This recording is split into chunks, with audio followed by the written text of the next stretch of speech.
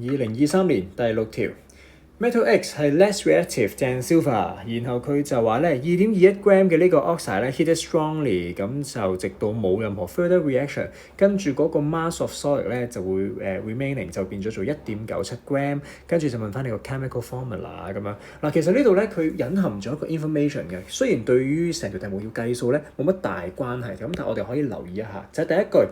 佢話咧 Metal X 係 less reactive than silver， 有咩含義咧？咁樣我哋話啦 silver oxide 嗱 silver 我哋知道啦係一個 very less reactive 嘅 metal 啦，咁而呢個 less reactive 嘅 metal 咧佢就能夠透過 heated alone。heating alone 啦 heated strongly alone 咧就能夠做到呢個分解，從而產生翻我哋嘅嗰一個 silver 同埋 oxygen 出嚟嘅，咁 balance 翻佢啦。OK， 咁所以啦，如果佢話今次呢個 metal X 咧係 less reactive than silver 咧，換而言之即係話咩咧？如果 silver oxide 可以透過加熱分解翻變成 metal 同 oxygen 嘅時候，呢一個 metal X 同樣都可以。咁所以今次咧，我哋呢一個 metal X 嘅 oxide 啦，當然啦，我哋唔知道佢個 formula 係啲乜嘢啦。OK， 佢 at the end 做完分解咧，就變翻做啲 X 啦，同埋啲 oxygen 咁樣嘅啦。我哋唔知個 formula 係咩，我哋 balance 唔到住。OK， 但起碼我哋知道一樣嘢就係咁樣。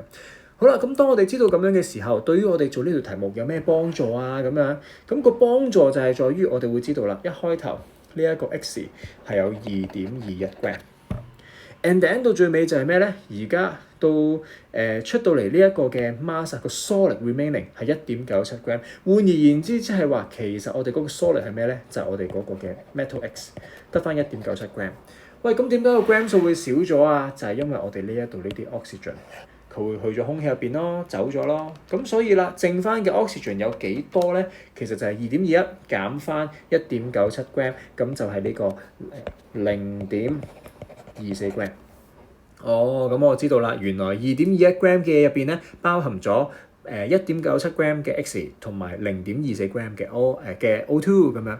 喂，咁我點樣計翻個 formula 咧？咁呢度就要用翻我哋嗰陣學過嗰個好簡單嘅嗰樣嘢啦，就係我哋計翻個 empirical formula 嗰個方法。OK， 好啦，首先嚟講嘅話咧 ，X 同埋 O 分別咧一個係 1.97 gram， 一個就係0.24 gram。OK， 呢個係個 mass 嚇。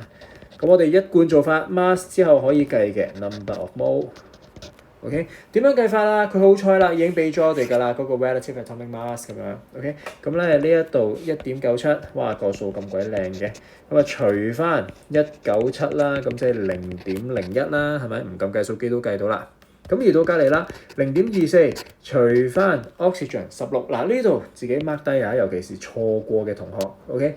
記住，今次咧我只係計緊 O atom 嘅嗰個比例啫，咁所以咧我哋個分母咧放16嘅啫，唔係好似平時因為呢啲 O2， 所以你放32，唔係咁樣嘅嚇。OK， 放16嘅咋。咁0.24除翻16嗰個數就會係 0.015。OK， 好啦，咁所以擺翻嗰個 mole ratio。mole ratio 咧當然就係將最數嗰個數自己去除自己啦。OK， 呢嚟做分母啦，咁呢度就1啦。0.015除翻0.01都好靚啦， 1.5。OK， 好啦，咁所以啦，一個係1，一個係 1.5， 咁所以咧其實佢哋嗰個比例就係點樣咧 ？simplest 嘅 ratio。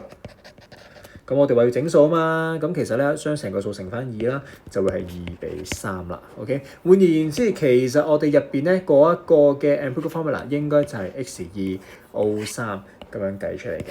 OK，X2O3，所以啦答案咧就會係 D 啦。